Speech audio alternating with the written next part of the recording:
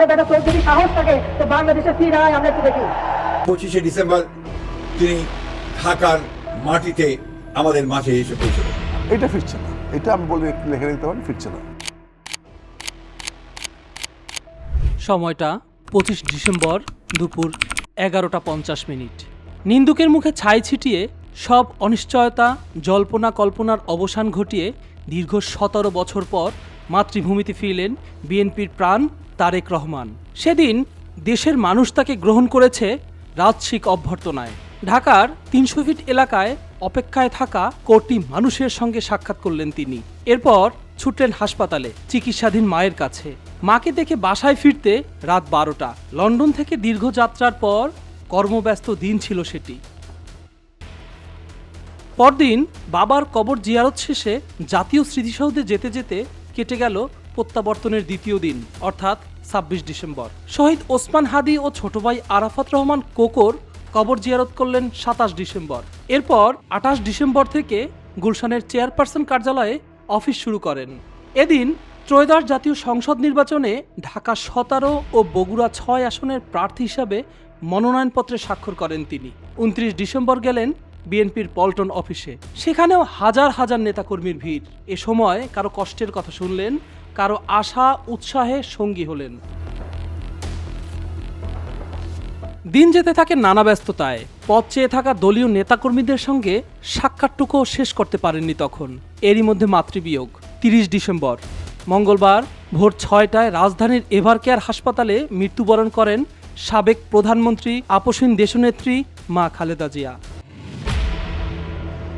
সেদিন কত আপনজন আর ভক্ত অনুরাগীর কান্নায় নিজেকে সঁপে দিলেন তারেক রহমান।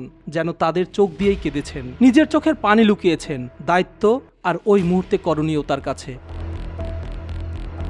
দলের স্থায়ী কমিটির নেতাদের সঙ্গে মিটিংয়ে বসা অবস্থায় ছবিটি দেখা গেল সোশ্যাল মিডিয়ায়। ছবিতেই বোঝা যাচ্ছিল তিনি কতটা ক্লান্ত, তবে মাথা নোয়ালেন না। ঠিক যেন বাবার প্রতিচ্ছবি, শির দ্বারা শক্ত করেই সবকিছু সামলালেন, সবকিছু। 31 ডিসেম্বর লাখো মানুষের অশ্রুসিক্ত ভালোবাসা আর গভীর শ্রদ্ধায় বেগম খালেদা জিয়ার জানাজা অনুষ্ঠিত হয়। সন্ধ্যায় জিয়াউর রহমানের কবরের পাশেই কবরস্থ হন খালেদা জিয়া। সেদিনও তারেক জিয়া কাঁদেনি, আর কাঁদলেও তা সবার সামনে আনেননি, বরং সবকিছু মুসলিম রীতিতে পালন করার দিকেই নজর ছিল তার। নতুন বছর শুরু হয় মাকে হারানোর ব্যথা বুকে নিয়ে। সেদিন ছুটে গেলেন মা বাবার জোড়া কবর দেখতে। পরদিন 2 জানুয়ারি রাজধানীর গুলশান আজাদ মসজিদে মায়ের আত্মার মাগফিরাত কামনায় দোয়া ও মিলাদ মাহফিলে অংশ নিলেন তারেক রহমান। এরপর আবার ফিরতে হয় রাজনীতির কাজে। সেই শোকের ইতি না হতেই বিশ্রামহীন ছোটাছুটি শুরু।